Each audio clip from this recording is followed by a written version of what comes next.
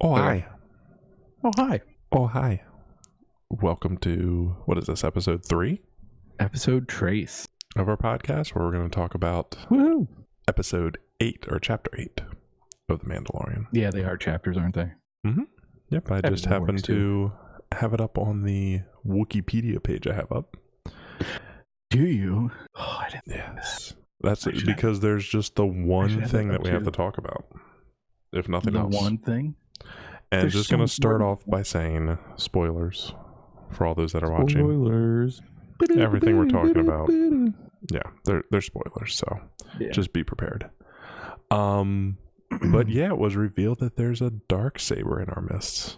And what's his name again? Moff Gideon? Moff Gideon. He is one person I know nothing about. I don't think he actually has a backstory. I feel like they completely pulled him out of nothing. I don't know. I've heard some people talk about him, but this may be that this is like the first time that he's actually... Well, he does have a Wikipedia, but... yeah. Is it Gideon Tarkin? Is that it? Is he... I don't have anything about a Tarkin here, but... I just typed in Moff Gideon. But the important thing was we learned a little bit about him, and that he wields a dark saber, and that it appears... Or he wields the dark saber. Yes, sorry. No, it's okay. We assume there's only one. But... There can only be one. That he somehow got that dark saber. From where did it end up? I believe Age of the Empire, Sabine had it. Yeah, Sabine had it at the end of Rebels, but she gave it to someone.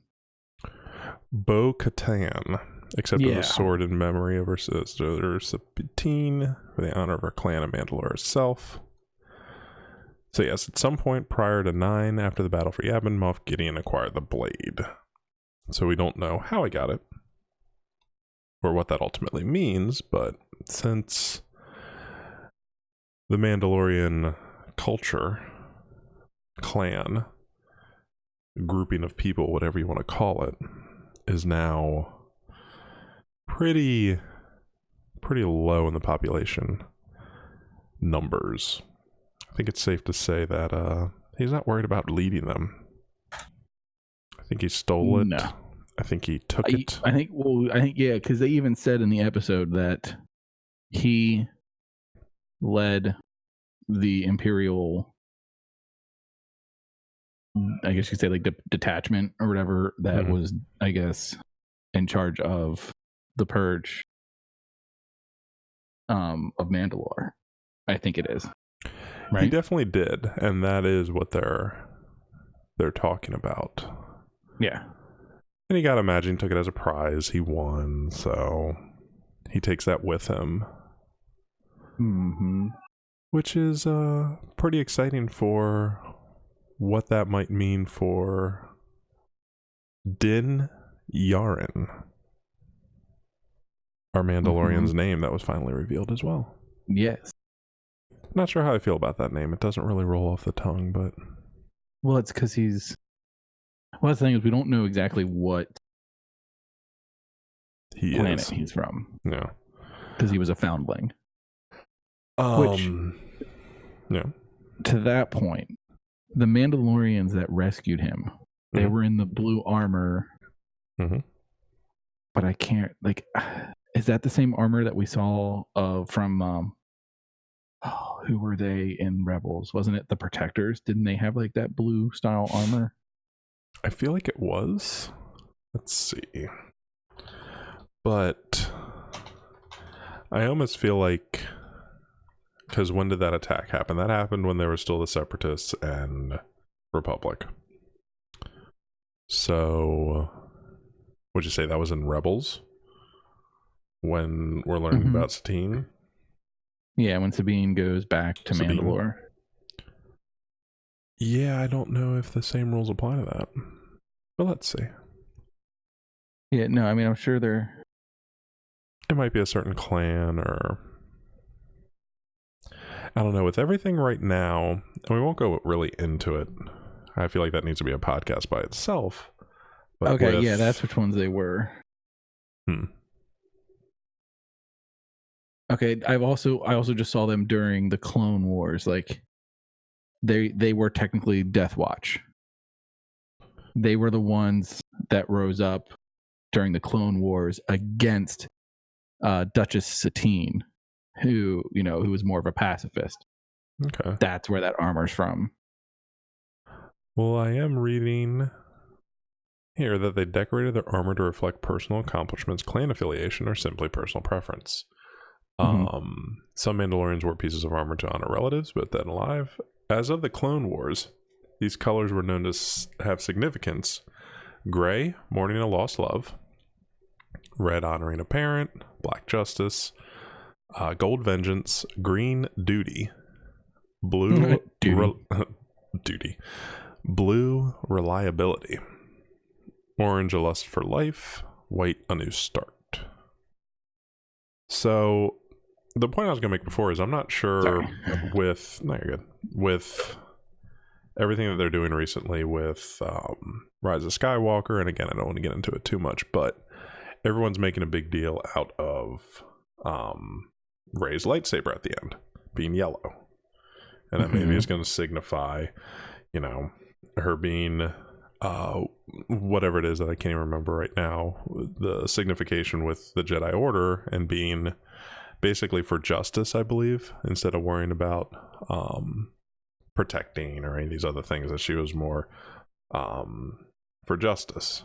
And it's like, well, they've never really established that, especially considering now there's no real Jedi Order. And I feel like with the blue armor that the Mandalorians had when they were saving, well, it wasn't so much the blue armor, it was the markings on the armor.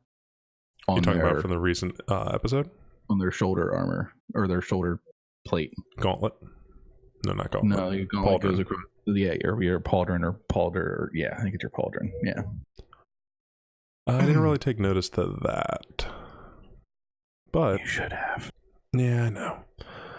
I'm the worst. I apologize. I have spoken. I did like that. Oh, one thing that was really bad. What about that R whatever unit that actually had legs and an arm and was like that lava it had, like, boat? 4 arms and yeah, that was kind of a weird R unit. That was extremely creepy. Right. But I like that the IG-11 had its core function, which was to not get captured, but yet it was reprogrammed to be the protector. Yeah, protector of the child, and he served that to a T. But the thing that bothered me was his big explosion that killed everyone, all the stormtroopers. Did nothing to their boat. Yeah, didn't even like rumble. It's like it didn't even like backflow into the tunnel. They were like 20 feet back, and they're just like, oh no. Oh. Yeah, but it wiped out the entire platoon of stormtroopers. Also, can we go back to the beginning of the episode? Okay. In 1? Chapter 1? No, beginning of this chapter. Oh, okay. With the 2 scout troopers that had captured Baby Yoda, or the child. Yeah. So their interactions with each other were really funny, but then it was also very maddening that they kept hitting Baby Yoda. Yeah. Like, that pissed me off so much. I was really hoping that he was going to cause their comeuppance. Yeah. But then they're trying to shoot at that little, like, piece of trash that was, like, in the dirt. Yeah. And they couldn't hit it. Yeah. That was really good. Like, I love all the little nods to the fact that, like, stormtroopers can't hit anything. I like that they didn't even say anything about it. They're just like, they just kept looking at their guns like, whatever. There must be something wrong with this. They weren't anyone big as far as I know, but those were pretty well-known actors, I guess you could say, to actually trust them to be able to recite lines and perform instead of just saying like a one-liner.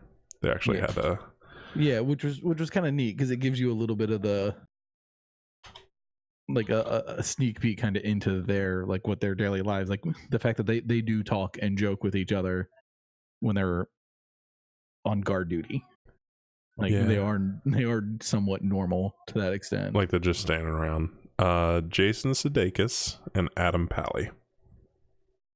Jason Sudeikis. I guess he might have been on SNL. I don't know. I see pictures of these guys. I don't really know them, but they had a pretty good little back and forth, and that was pretty maddening. That actually got an audible gasp from the wife and my mom who were watching, and when they were hitting the child, they were like, "Oh yeah, yeah." No, Steph and I were like, "Are you kidding me?" But then they would do something funny, so like you start laughing, and then all of a sudden it's whack, and you're like, like he's been dropped like 8 times. Mm-hmm. He's flopped around a starship. Mm-hmm. And I do like that the one was like, should we check on it? It hasn't moved in like a minute. It's definitely been more than a minute. It hasn't moved. And he's like, you just want to see it. He's like, well, yeah, but we should make sure. And he's like, what is it? And he's like poking his finger at it, and Baby Yoda bites him. I do like that we got a lot more vocalizations from the child. Oh, like more so than all the other ones. Like all his little squeaks and laughs and noises. I do hope that I mean, it's not like it's suddenly going to get older. It's not like it's going to be teenage Groot when you went from Guardians 1 to 2, but yeah, no, because he's not going to grow that fast. No, but I really hope he starts to come into his own with something because he's cute. I think that's I feel like that's probably their goal. Like this is to not only be like Mando's story, but maybe that story of that one, like because the leader of the tribe that was there told him like you are now his, like you must look at him as your son. So you either need to, until he is of age, like you either need to find his home world and his home people, return him to his species, or when he comes of age, you then train him in the ways of Mandalore. Which I thought was kind of funny because then all those memes of Baby Yoda in Mandalorian armor would be absolutely hilarious. It could. But it does make me wonder if they are leaning towards possibly exploring, Yoda's race. And are they actually a race of people, like of creatures or beings? Or is it literally just there's one at a time? I mean, that could be it, but this was around though prior to or around the time of Anakin's birth. If you're to believe that is 50 years old. Now, if it just suddenly came to be, then sure, it's one at a time. But I'm sure it's going to be an entire race. I really thought they were going to actually give it a name this time. Because when the armor was talking and was like, yeah, you need to go and find it. And I thought for sure it was going to be like, this is what they're called. And like kind of set him on a path. But he literally has nothing. So it'll be interesting to see. No, well, and isn't... Because I heard people saying, that they thought this was Yoda and like, what is it, Yaddle's love child? It could be. Yaddle is she like is she canon? Yeah, because she was in, I want to say episode 1. She was on the council. There was a quick scene where they're looking at all these different Jedi Masters or whatever, and she was one of them. Oh, okay. I didn't know that. Yeah, it was quick. I mean, she gets mentioned offhanded one time, but yeah, she's actually I thought maybe canon. She showed up for some reason like in Clone Wars or something like that, but nothing else. I'll double check, but I remember only in one. Yeah, what the hell am I doing? Because if she was alive then at the same time that Yoda was, then that would mean that there are more to his race than just him. So that the theory that he can only exist one Yoda creature at a time is incorrect. Plus, if the child is 50 years old, which they said would be about the same time, roughly the same age that Vader would have been had he lived, then he was alive at the same time that Yoda was. So how could it be that there's only one at a time? So that kind of rules out that. I mean, I think it kind of rules out the Force created him to balance out Anakin. Yeah, I think so too. This should definitely be a independent child of however this came to be, and I just wonder if there's not a lot of them. That might be why they're quote unquote rare. Yeah, so the official write-up in canon, because they do have a legends section, but this is completely separate from that. Yeah. Qui-Gon brought the Chosen One, Anakin Skywalker, to the Jedi Temple on Coruscant, where he met Yaddle and the Jedi Elders. After the Battle of Naboo, Yaddle took a less active role in the Jedi Order's affair and was no longer on the High Council by the time of the Clone Wars. Oh. So,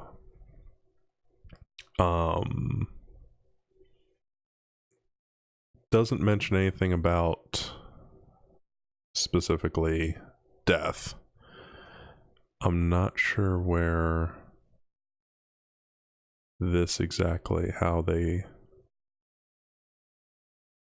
came to actually signify this, but they're saying that Yaddle was born roughly 509 years before the Battle for Yavin. When Yoda was almost 900 years before the Battle for Yavin, so there's like a 400-year difference. Yeah. But yeah, I'm thinking it's not going to be a brainchild of them.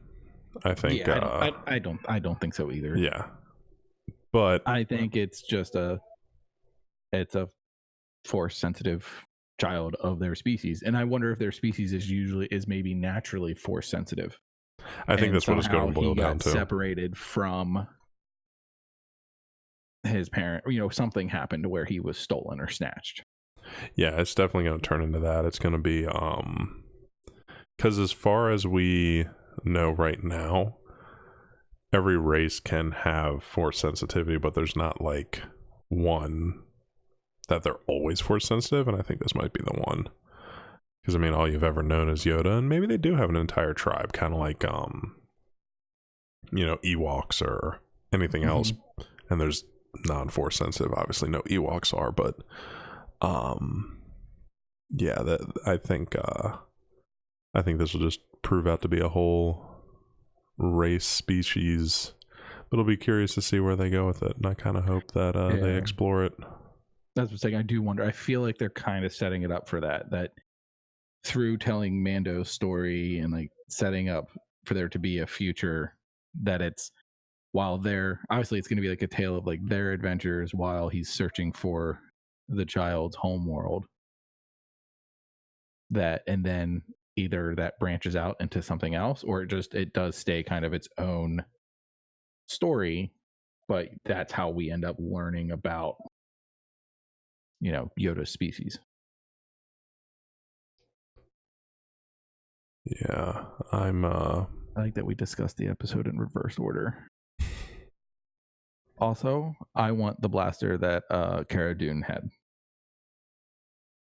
That's just like an LMG, right? Like, what specifically about it would you that it's an LMG, but okay, one person can carry it and it looks badass. I want the E-Web. Yeah, but you got to set the thing up. So? Yeah, it means you have to have a troop of people carrying it for you. No, two. No. And it was with like my six guys size to carry the thing that was powering it. Well, yeah, but you just put that in a little cart and wheel it around. Yeah, no, I like hers because you can carry it with one hand. Didn't you see Mando pick it up and just strong arm it? Well, I am not Mando, okay? You're big and badass like Mando, and I'm just a short roly-poly guy, so. One thing that's interesting, I just found out about Yaddle, because I don't know how canon this actually is. I have to imagine there's a comic somewhere that has this.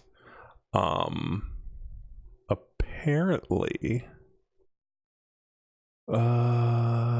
there was a Battle of Fortress Vader, which I'm guessing is a comic. Yes, it is. Came out. It doesn't say when it came out, but in any event, after this battle, Vader was actually on a mission to go try and resurrect Padme. While walking through this portal, he actually encountered Yaddle and killed her. Oh, damn. Yeah. So there's a lot more to it than that. I kind of want to get the comic and read it. Yeah. But this is just the short synopsis that's pretty cool. And in the comic, it says here the prominent theme to it, not necessarily why it was killing her, but maybe when he was coming back out of the portal, was "Let the past die," resounding in his mind, which is the same thing that Ben Solo said. Yeah.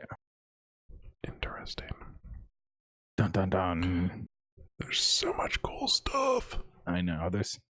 I'm so excited for the next season. And then after season 2 of The Mandalorian, we then get the Obi-Wan season or series. Is that not till 2021? 2021. Okay. That's what I'm saying, because it'll be the fall of 2020. Will be Mandalorian, and then as soon as that comes out, sometime the next year after that will be the Obi-Wan series. I'm looking forward to that. I really hope that they somehow are able to get maybe not in a constant state, but get the whole Qui-Gon where he's communicating beyond the grave, because I'm assuming this is his time on Tatooine watching over Luke. So yeah, I'm sure a lot of that will be him. I wonder how much of it will be him convening with Qui-Gon and maybe even Yoda. Yeah, that'd be like really through cool. because even though Yoda is not dead, they could still use the Force to communicate. See if there's anything else that I'm missing from the season finale. I also found it interesting that Cara Dune is from Alderaan. I mean, that's not too uncommon, especially considering it was only, what, at this point, 6-7 years ago since it had blown up. No, I know. I just felt like that was neat. Like that was a neat tie-in. I wasn't expecting that. So when they said that, I was like, that explains why she hates the Imperials so much. Yeah, I mean, a lot of rebels came from there. Yeah, like not just being a rebel shock trooper. It was like she's also, she's from Alderaan, which she no longer has a home to go to. Yeah, I'm sure they'll tie in, not necessarily like being Leia's second cousin or something. Like they probably won't try and do anything like that, but I'm sure it'll be there's influence from something that a mission that they had, and Princess Leia had inspired me to do this, that, or the other, join the rebellion or whatever. And that'd be pretty cool. Yeah, they might. Yeah, the one thing I forgot, what'd you think of his signet being a mudhorn? I liked it. I thought it was pretty cool. Because I was wondering when she was making, when she was making the thing, I was like, she's got to be making his signet. Like, that's got to be what that is. Yeah. And then the fact that as soon as she put it on, it was the mudhorn. I was like, because he's like, well, she's like, you've earned your signet. And he's like, yeah, but I had help of my enemy. And she goes, well, he's not your enemy anymore. That's like, you are now, and then she was like, you are now a tribe of 2. I was like, oh. And can we talk about how badass the Forge, I don't know if she's the Forge Master or whatever her title is. The Armorer. Or the Armorer. Talk about how badass she is.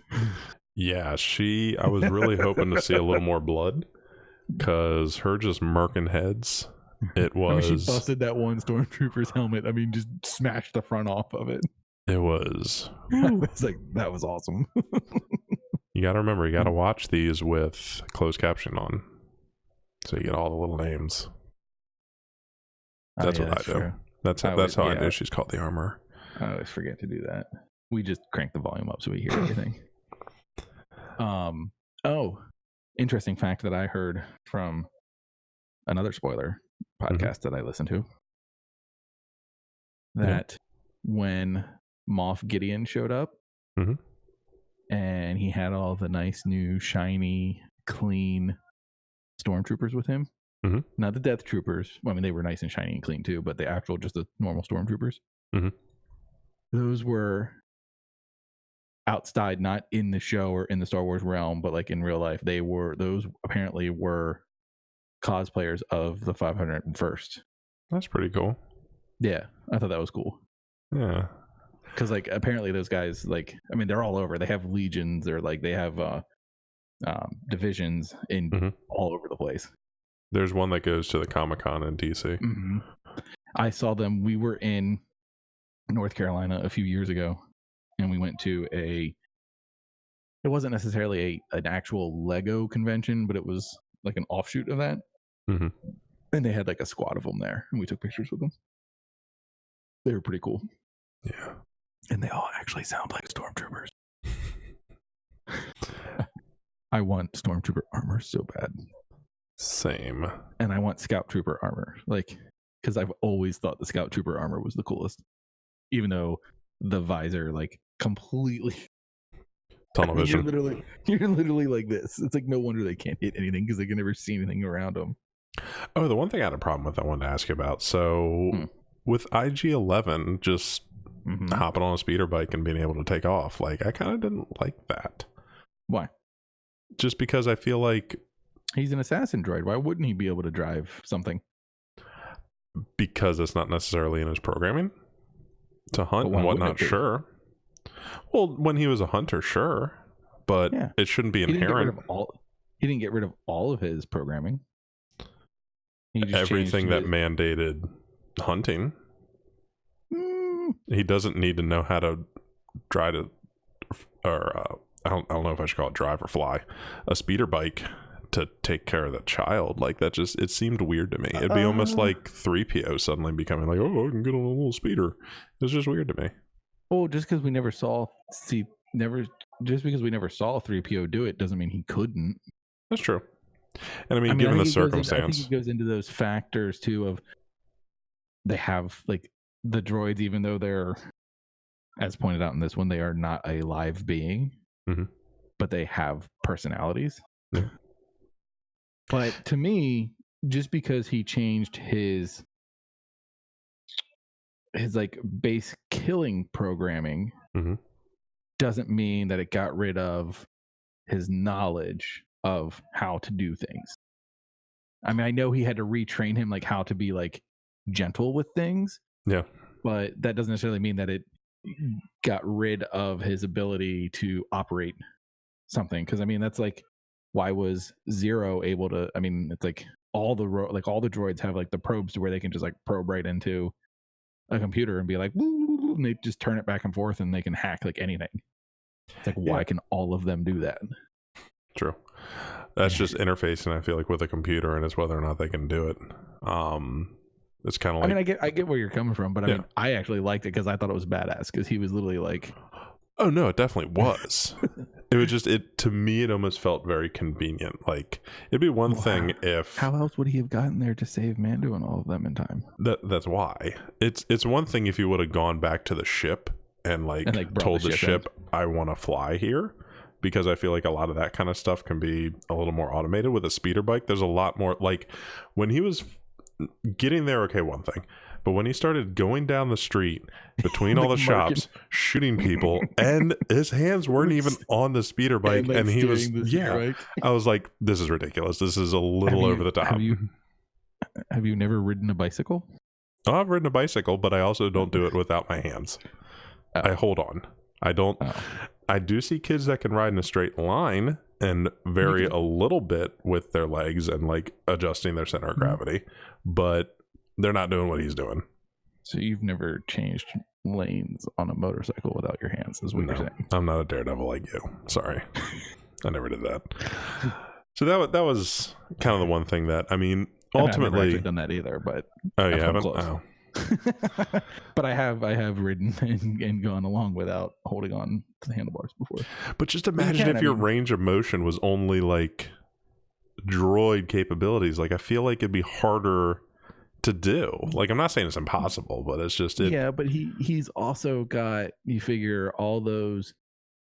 There's all types of mechanisms between gyroscopes and everything else that balance that he has to have just to even walk. I mean, look at how difficult it is for us to make robots that can walk on 2 legs. Yeah. No, so, I agree. The fact that he can walk like it's nothing, I feel like being able to balance a speeder bike and steer it, like just by leaning and moving it, to me, it wasn't that far fetched. Yeah, and I'm fine with that. Have to believe we can have our differences, even though yours is wrong. Even though you're wrong. You're entitled to your own wrong opinion. Yeah, I said that about something recently. I think it was I told Illuminac that last night because he said Mandalorian was cheesy. I can see where he gets that from, but he probably just totally doesn't like Star Wars in general, is my guess.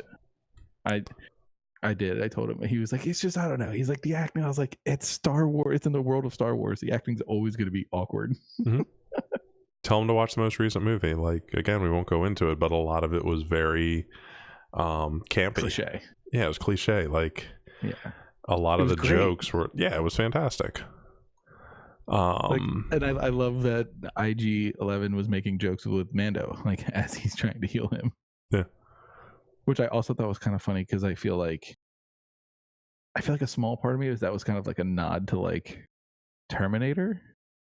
Because in one of the Terminators, doesn't he say something about like there's not living, but no, about his he's like sustained damage to your CPU, and he's like, you mean my brain? He goes, this was a joke. It was intended to put you at ease. And for some reason I thought like at some point in Terminator he makes some kind of comment about like his CPU when talking about his brain. Yeah, I could be completely wrong, and I'm just pulling that completely out of my butt. Terminator CPU joke. I feel like I saw that too. The only thing that's coming up over and over again is my CPU is a neural net processor, a learning computer. Okay, then that's it. That's all. Yeah, that seems to be all there was. A neural net processor, a learning computer. Yeah, I think we really covered all the bases, and I was overall happy, even though I had that one problem with IG-11. It was still a good episode and good season. Your wrong problem. Well, what kind of? Tell me something you had a problem with. Do you think it was perfect? Yes. In every way, you didn't have a problem with the child being beaten. No, I did have a problem with the child being beaten. That did bother me a lot. Okay. So see, we're allowed to still love something and hate aspects of it. I know. No, I totally get where you're coming from. I can understand that. I can see where that would. You're kind of like, all right, that's too convenient. In a broader synopsis of everything, if there's even the slightest thing that can take me out of the movie for a second, it bothers me. Because yes, it's a Star Wars movie. There's things flying around. And it didn't even take me out as much as this IG-11 thing when Mando used his jetpack, jumped up, hook shotted himself or whatever you want to call it to the tie, and then got ripped off into the sky with it. Yeah, his arm would have ripped off. I'm sorry. There's no way he would have survived that. 100%. Yes. Yeah. At the speeds they were going, no. Yeah. If it wasn't ripped off, it would have at least been severely dislocated. Yes. Yeah. So... And even that was really, but then I was back into it, so it was okay. So because you're like, but then you're also like, but it's Mando. Like, yeah, you got to imagine that there's some kind of super. Maybe the Force helped him. I mean, that could certainly be. How cute was it when they were on the boat and I can't remember his name, but the guild leader, the bounty guild leader. Oh, I have his name right up here. Grief. Thank you. Was like, baby. He goes, do your hand thing. And the baby just goes,